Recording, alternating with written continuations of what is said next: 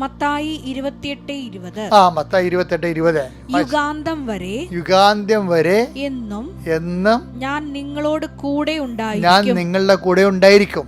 അപ്പൊ അത് കർത്താവിന്റെ ഏകപക്ഷീയമായിട്ടുള്ള പ്രസ്താവനയാണ്, നമുക്ക് നൽകുന്ന ആശംസയാണ്. പക്ഷെ അതിന്റെ ഷാഡോവേഡ് എന്താണ്? നീ എൻ്റെ മുമ്പാകെ ഉണ്ടാകണം, കുറ്റമറ്റവനായിരിക്കണം. ഉൽപ്പത്തി 17:1 എന്താണ്? അബ്രാമിന് 99 വയസ്സായപ്പോൾ കർത്താവ് പ്രത്യക്ഷപ്പെട്ട് അവനോട് അരുളി ചെയ്തു, സർവശക്തനായ ദൈവമാണ് ഞാൻ, എന്റെ മുമ്പിൽ വ്യാപരിക്കുക, കുറ്റമറ്റവനായി വർത്തിക്കുക. അതാണ് വിഷയം. ദൈവത്തിന്റെ മനസ്സതാണ്.